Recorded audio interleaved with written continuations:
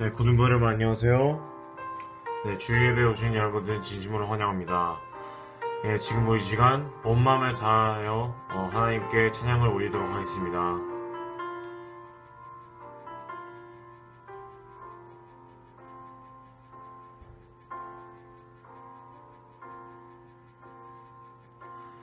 아버지 사랑 내가 노래해, 아버지 은혜 내가 노래해.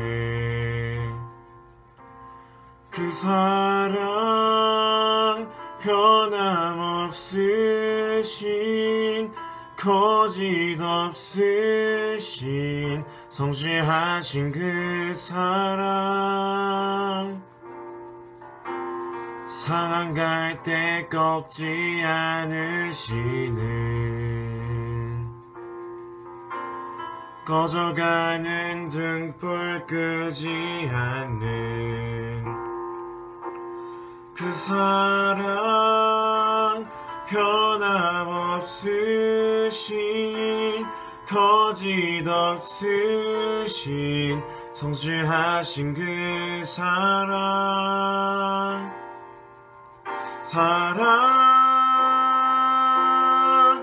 그 사랑, 날 위해 죽으신, 날 위해 다시 사신 예수 그리스도, 다시 오실 그 사랑, 죽음도 생명도 천사도 하늘의 어떤 권세도 끊을 수 없는 영원한 그 사랑 예수.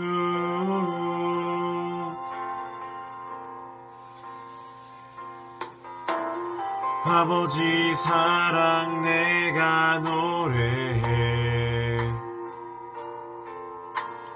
아버지 은혜 내가 노래해.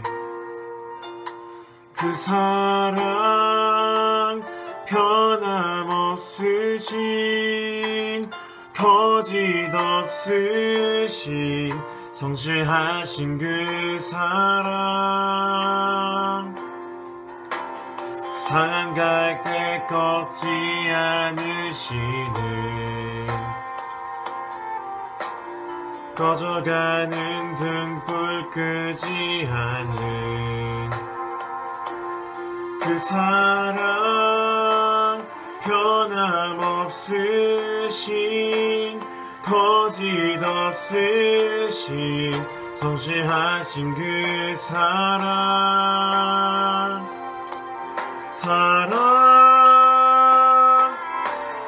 그 사랑, 날 위해 죽으신, 날 위해 다시 사신 예수 그리스도, 다시 오실 그 사랑, 죽음도 생명도 천사도 하늘의 어떤 권세도 끊을 수 없는 영원한 그 사랑 예수. 그 사랑, 날 위해 죽으신, 날 위해 다시 사신 예수 그리스도, 다시 오실 그 사랑, 죽음도 생명도 천사도 하늘의 어떤 권세도 끊을 수 없는 영원한 그 사랑 예수. 다 같이 기도드리겠습니다. 사랑이 많으신 하나님 아버지, 이 시간 하나님께 우리 교사들과 학생들이 예배를 드립니다. 기쁘게 받아주세요. 감사함으로 한 주를 살아가는 우리 고등부 친구들이 되게 해주세요. 코로나로 인해 어려움을 겪고 있습니다. 하나님의 뜻이 있을 거라 믿으며 믿음으로 코로나를 이겨나가는 저희가 되게 하소서. 새롭게 학기가 시작됩니다. 고등부 친구들과 동행하여 주소서. 대면 예배가 속히 활성화되게 해주세요. 예배를 인도하시는 서성진 목사님과도 함께하여 주세요. 이 모든 말씀, 사랑이 많으신 우리 구주 예수님의 이름으로 기도드립니다. 아멘. 오늘 우리에게 주시는 하나님의 말씀은 시편 51편 16절에서 19절입니다. 주께서는 제사를 기뻐하지 아니하시나니 그렇지 아니하면 내가 드렸을 것이라. 주는 번제를 기뻐하지 아니하시나이다. 하나님께서 구하시는 제사는 상한 심령이라. 하나님이여 상하고 통회하는 마음을 주께서 멸시하지 아니하시리이다. 주의 은택으로 시온의 선을 행하시고 예루살렘 성을 쌓으소서. 그때에 주께서 의로운 제사와 번제와 온전한 번제를 기뻐하시리니 그때에 그들이 수소를 주의 제단에 드리리이다. 아멘. 제가 학교 다니던 시절에 친구에게 큰 잘못을 한 적이 있었습니다. 그로 인해 나에 대한 신뢰가 깨지고 마음이 많이 상해서 그 친구가 나한테서 등을 돌리게 될까봐 전전긍긍했던 기억이 납니다. 그때 친구에게 미안하다는 문자를 보내면서 친구가 날 용서해주고 아무 일 없었던 것처럼 잘 지낼 수 있기를 마음속으로 간절히 빌었습니다. 그런데 마음 한편으로는 이 친구가 끝까지 마음을 풀지 않고 전처럼 대하지 않더라도 할 수 없지. 혹시 내 사과가 거절당하더라도 일단은 최대한 나의 솔직한 마음을 좀 전해봐야겠다 하는 마음도 있었습니다.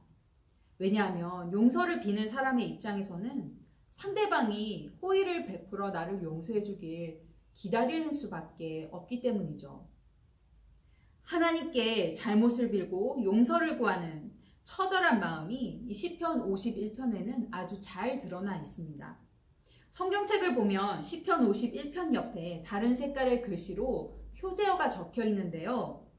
다윗이 밧세바와 동침한 후 선지자 나단이 그에게 왔을 때라고 이 시편이 쓰여진 배경을 설명해 주고 있습니다. 잠시 그 배경을 살펴보겠습니다. 다윗은 어린 시절부터 하나님을 경외하고 삶의 모든 방면에서 하나님을 인정하며 자랐습니다. 그가 사울 왕에게 쫓기는 도망자 신세였을 때에나 전쟁에 나가서 싸울 때에도 항상 하나님께서 그와 함께 해주셨습니다. 세상 모든 사람이 그를 대적하고 목숨이 왔다 갔다 하는 위기의 상황이 닥쳤지만 다윗은 하나님과 함께하며 승리하는 삶을 살았습니다. 성경의 인물들 중에 하나님과 가장 친밀한 관계를 누렸던 사람을 꼽아보라고 한다면 아마 세 손가락 안에 드는 사람이 다윗이 아니었을까 싶습니다. 그러던 중 다윗이 왕으로 등극하고 또 그의 나라도 안정을 찾아갈 즈음 그는 큰 죄를 짓고 맙니다. 어느 날 밤 잠이 오지 않아 왕궁의 옥상을 거닐던 다윗 왕은 어떤 여인이 목욕하는 모습을 목격하고 그 여인을 데려다 동침을 했습니다. 그 여인의 이름은 밧세바인데요. 그녀는 다윗 왕을 충직하게 섬기던 한 장수 우리아의 아내였습니다. 얼마 후 밧세바가 임신을 하게 되고 다윗은 자기가 부하의 아내와 간음했다는 사실을 숨기기 위해서 우리아를 죽음으로 몰아넣습니다. 우리아가 자연스럽게 전쟁터에서 전사한 것처럼 꾸미기 위해서 치열한 전쟁터 한가운데 투입한 것이죠. 우리아가 죽었다는 소식을 들었을 때 다윗은 잠시 안도감을 느꼈을지도 모르겠습니다. 자기의 죄가 덮어졌다고 여겼으니까요. 그러나 얼마 후 나단 선지자가 찾아와 왜 하나님 보시기에 큰 악을 행하였느냐라고 책망합니다. 우리아를 죽이고 그의 아내를 빼앗은 죄로 인해서 다윗의 집에는 칼이 끊이지 않을 것이며 곧 태어날 다윗의 아이가 죽게 되는 형벌을 받게 될 것이라고 말하였습니다. 다윗은 그 자리에서 곧바로 자기의 죄를 시인하고 내가 여호와께 죄를 범하였노라 라고 고백합니다. 여기에서 우리가 첫 번째로 얻을 수 있는 교훈은 우리가 사람들에게 행한 죄를 하나님께서는 심각하게 보신다는 것입니다. 다윗은 밧세바를 범하는 죄를 지었고 우리아를 죽게 만들었고 자기를 신뢰하고 따르는 군사들의 그 믿음을 저버렸으며 왕의 권한을 남용하는 죄를 지었습니다. 우리가 사회적으로 저지른 모든 죄, 즉 다른 사람들을 해치는 모든 행위가 하나님 눈앞에서 매우 심각한 죄라는 것을 기억해야 합니다. 많은 사람들이 자기가 지은 잘못이 잘 숨겨지기만 하면 그것이 죄가 되지 않는다라고 여깁니다. 누군가에게 걸리지만 않으면, 사람들의 기억 속에서 잊혀지기만 한다면, 또 피해자가 입을 다물고 있기만 한다면 아무 일 없이 넘어갈 수 있고 죄가 성립되지 않을 거라고 생각합니다. 하지만 죄는 언젠가 폭로되게 되어 있습니다. 죄가 폭로되었을 때에 우리는 어떻게 해야 합니까? 사회에서는 자기의 죄를 솔직하게 인정하고 피해자에게 사죄하는 것이 정답입니다. 그런데 우리는 다윗의 모습을 통해 하나님께 죄 지은 것, 하나님과의 관계가 깨어진 것이 우리에게 닥친 가장 큰 비극이라는 것을 깨달아야 합니다.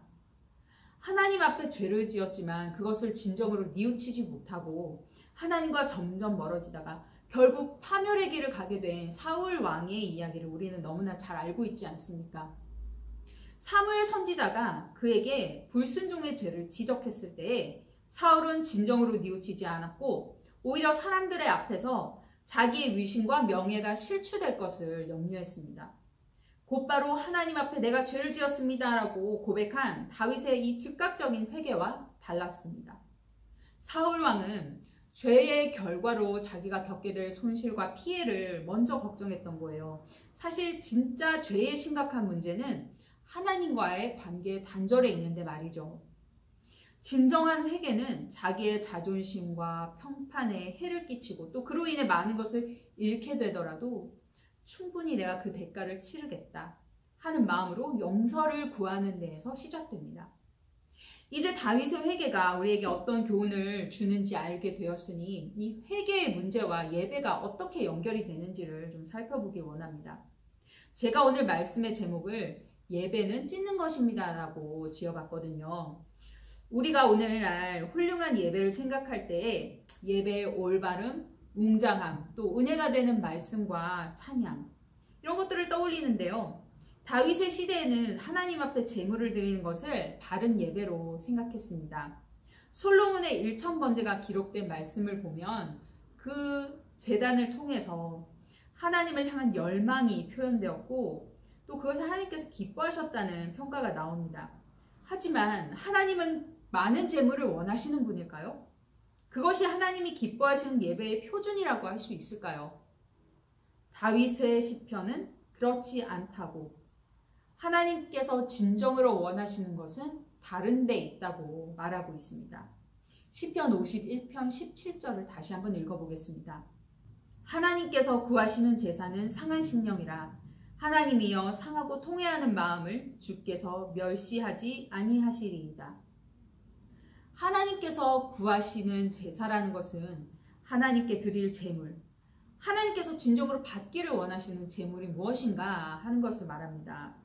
제물은 당시에 흔히 소나 양으로 드렸고 또 형편이 어려운 사람들은 염소나 새를 드리기도 했어요. 그런데 16절에서 이미 하나님께서 기뻐하시는 것은 제사나 번제가 아니다 라고 이야기했기 때문에 17절에서는 이렇게 동물로 드리는 제사가 아닌 하나님이 진정으로 원하시는 다른 제물에 대해서 말하는 거예요.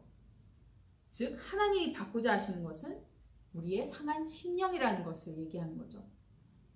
제가 이 단어들을 좀 자세히 살펴보고 조금 놀랐는데요. 조금 폭력적이고 또 어떻게 보면 잔인하다고 느껴질 수도 있어요. 하나님이 받으실 만한 그런 상한 심령, 상한 심령이라고 할 때 이 상한이라는 단어가 니슈바르 또 니슈바라라고 쓰여졌는데 그 의미는 으깨어진, 지디겨진, 조각조각 찢긴, 상처 입고 절름발이가 된 이라는 뜻입니다. 하나님이 받으시는 제물은 이 찢겨진 동물의 사체가 아니라 바로 우리의 찢겨진 영혼, 갈기갈기 찢겨진 우리의 심장이라는 뜻입니다. 우리의 마음과 영혼을 어떻게 찢을 수 있겠습니까? 그것은 죄에 대해서 회개하고 통곡하고 아파하며 후회하며 잘못된 길로 들어선 우리의 삶을 돌이킬 때 가능한 것입니다. 통회하는 마음이라는 게 그런 뜻이에요.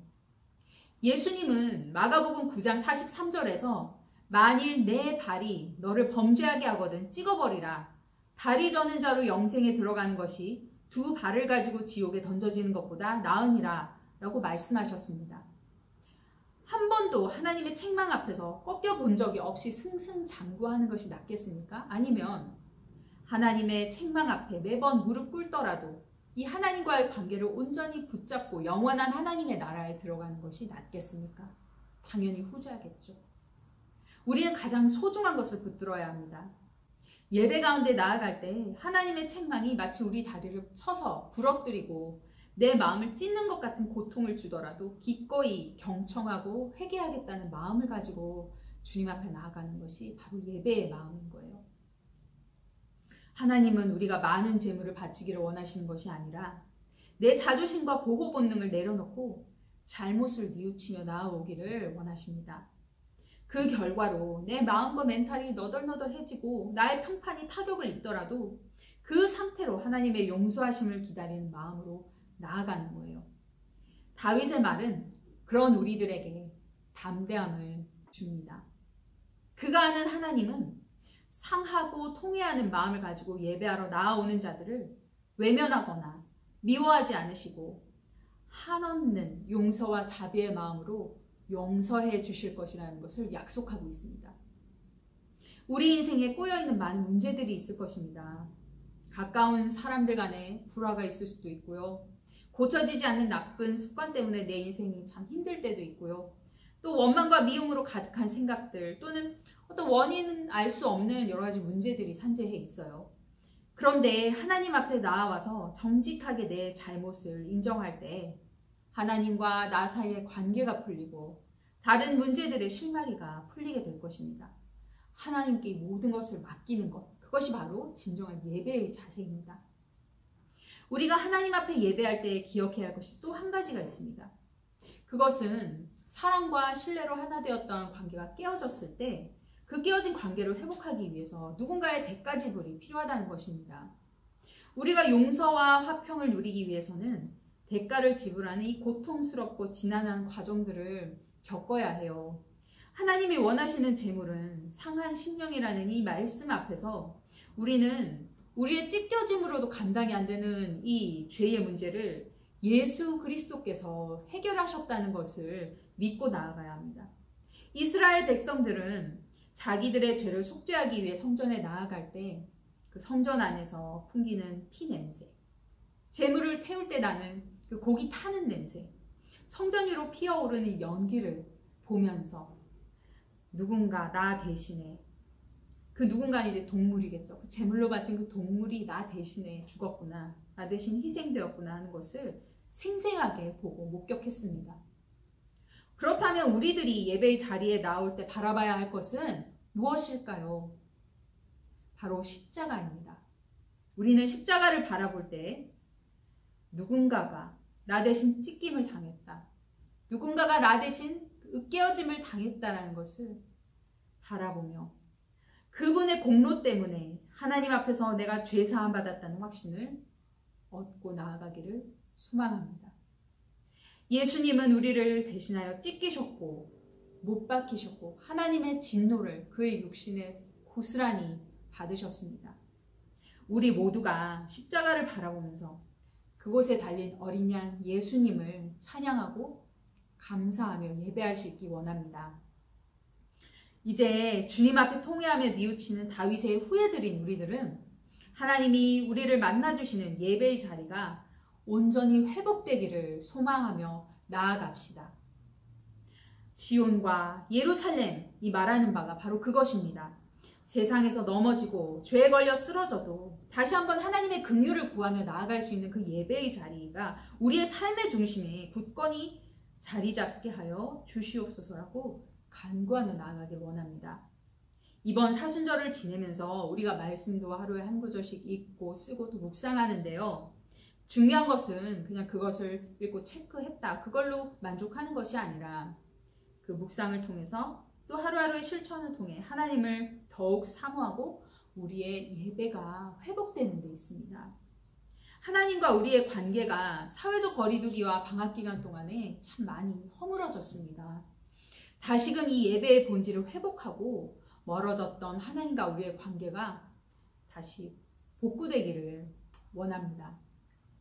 항상 예배 자리를 사모하며 나오는 우리 친구들 여러분을 축복합니다. 이 사순절 기간이 하나님의 마음을 더 깊이 알아가는 은혜가 임하는 시간 되기를 원합니다.